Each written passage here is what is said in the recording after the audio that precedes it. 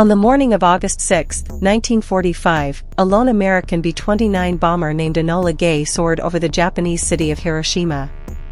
At 8:15 a.m., the first atomic bomb in history detonated above the city. In an instant, tens of thousands were incinerated, buildings flattened, and a new age of warfare was born. Just 3 days later, a second bomb fell on Nagasaki, sealing Japan's fate and forcing the end of World War II. For the United States, the bombings were seen as a necessary step to end a brutal war quickly. For Japan, they were an unimaginable tragedy. And for the world, they marked the moment when humanity crossed into the nuclear era, a point of no return. The road to the bomb. By the summer of 1945, the war in Europe had ended, but the Pacific raged on. American troops faced fanatical resistance on islands like Okinawa and Iwo Jima, where casualties soared into the tens of thousands. Military planners feared that an invasion of Japan's home islands could cost millions of lives. At the same time, a secret project was underway back in the United States, the Manhattan Project. Scientists worked around the clock in Los Alamos, Oak Ridge, and Hanford, developing a weapon so powerful it could end the war in a single strike. President Harry S. Truman, who had taken office after Franklin Roosevelt's death, faced a decision that would alter history forever. Hiroshima, the first target.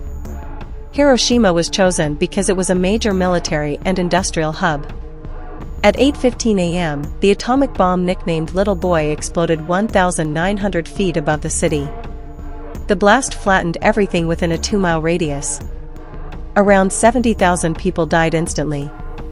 In the days and weeks that followed, tens of thousands more perished from burns, radiation sickness, and injuries. American pilots flying overhead described the sight as a boiling mass of smoke and fire rising into the sky, a mushroom cloud unlike anything seen before.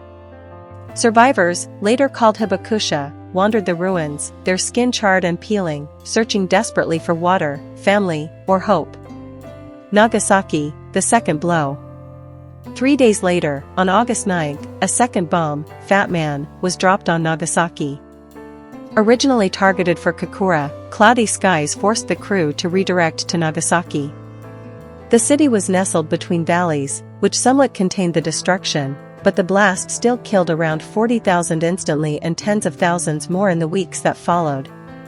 By August 15, Emperor Hirohito announced Japan's surrender in a historic radio broadcast, marking the end of World War II. For many Americans, it was a moment of relief, ending years of sacrifice and death. For the Japanese, it was the beginning of grief, rebuilding, and reckoning with unimaginable loss. The American perspective, relief and reflection. In the United States, news of the bombings was met with celebration. Soldiers and families who had endured years of war saw the atomic bomb as a weapon that had saved countless American lives by avoiding a bloody invasion. President Truman defended the decision, declaring it ended the war and spared both American and Japanese casualties. Yet even among Americans, there were voices of doubt. Some military leaders argued Japan was already on the brink of surrender. Others questioned the morality of unleashing such destruction on civilian populations. For soldiers who had fought island by island, however, the bomb symbolized the end of nightmare battles and a ticket home. The human cost. For survivors in Hiroshima and Nagasaki, life became a struggle against not only trauma and grief but also the invisible enemy of radiation. Children were born with deformities, cancer rates soared, and the psychological scars endured for generations. The U.S. military documented the devastation, but much of the raw footage remained unseen by the public for decades. The human cost transformed the perception of war itself. Never before had one weapon caused such devastation so quickly. The bombings etched into history a haunting reminder of what humanity is capable of, for both innovation and destruction. The dawn of the nuclear age.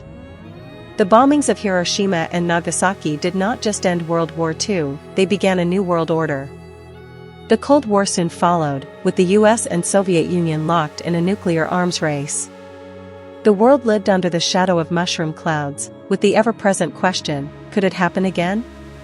For many, the lesson of Hiroshima and Nagasaki is not only about ending a war but about the responsibility of wielding such power. The words "never again" took on new meaning, not only for genocide and oppression, but for the possibility of self-destruction on a global scale. Conclusion: between victory and tragedy.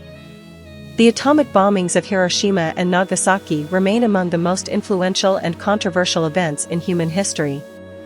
For the United States, they brought victory, peace, and the pride of technological achievement. For Japan, they brought devastation, loss, and a legacy of suffering.